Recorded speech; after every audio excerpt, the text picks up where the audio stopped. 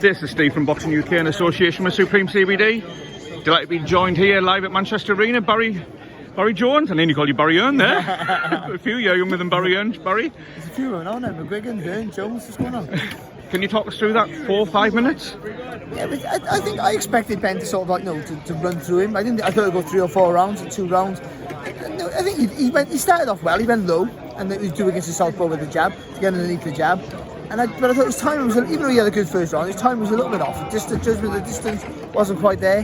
Then he came out in the second round. He obviously, the thought process went through that, and he landed with a piece of a right hand. But then, as Ben is, as we've learned it through Ben, anyone with the name Ben at the end of it is a great finisher. Yeah. And he didn't miss with anything. Landed a lovely shot, accurate with everything, power with everything, and he blasted. No, we expect him to do it. Yeah. And we expect him to get a stoppage. You still got to do it. Yeah. Just got to know the expectation sometimes can be enough weight of its own. but it was a predictable win, but a good win.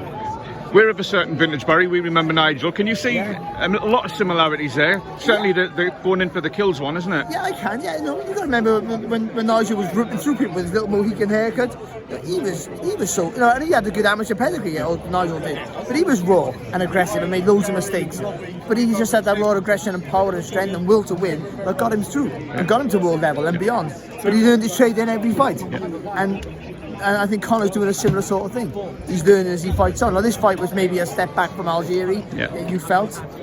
But he ticks that southpaw thing, though I don't think it was really beneficial because he didn't do enough rounds to really have to adapt to a southpaw. But the problem is, it's a good fight for him. But because the bigger names were mentioned and promised, then we all feel let down that he hasn't got that. And he'll feel that himself because he wants to fight the best, and I think he genuinely does. Will we get a big name in London with his next fight, whether that is promised? I'm not quite sure we do. I think we get another one.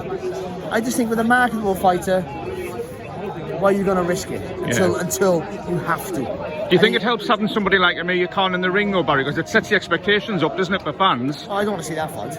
No, I don't see it. I don't see it. Amir Khan's had a Hall of Fame career in many ways. He's been fantastic. One of the best British boxers. But I don't want to see him fight again. Yeah. And anyone involved with Amir Khan fighting again should be ashamed of themselves. Yeah. Well said.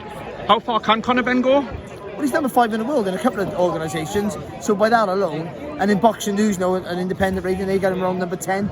So he's there or thereabouts. So all this, he didn't have no amateur pedigree.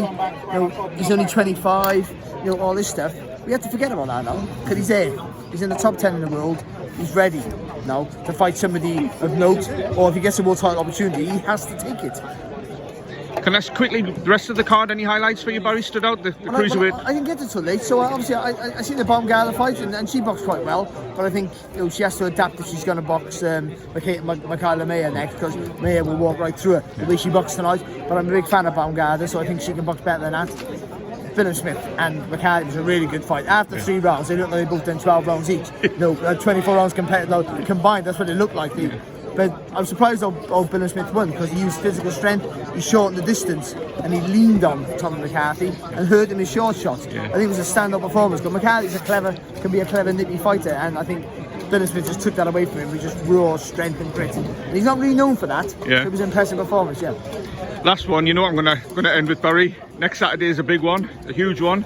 Can we have your expert opinion? Well, like everyone else, it's Fury's fight to lose. I think Dillian Whyte deserves the opportunity, and I think he'll make a good account of himself. But the fact that he's so committed with his attacks, I think that won't give Tyson Fury too many opportunities to do what he wants. Yeah. Will you be there, Barry? I'm not quite sure, to be honest. Right. Who knows? But I don't want to pay £25 for it, that's for sure. Can I just, as a fighter, Barry, and you didn't, I think it's fair to say you didn't have a huge profile. No, not at all. What do you make of fighters like Dillian Whyte that just don't get involved with the media? Don't get involved with the media? Yeah, because he's had that silence, didn't he? He's such a big name now that won't affect his brand. Yeah. But he had to be in his bonnet over certain things, and he just thought, well, I'm not playing the game until I have to, and I understand that. I don't know why he did it, but that. We look at these things like that. They have no prevalence over what happens in the fight. Yeah. It'll be down to he needs to be the best he can be, and if Fury's the best he can be, and he's the best he can be, I can't see how Fury loses. That's the truth. But it's heavyweight boxing. Yeah. And just because he's been in with the biggest puncher on the planet in Deontay Wilder and taking his shots and got up, Yeah. don't mean it'll be the same, because different shots from different angles and different speeds can have a different effect on a different person. There's a lot of differences there. You work them out. Right, and if to give this Canny Welshman a tenner, where would you put the money, Barry? Fury. And I think you'd be fooled not to bet on Fury. Unless you're looking to make a few quid, then you've got to bet on Wilder. White could be a huge underdog, I would feel. But Fury's, you've got to say Fury.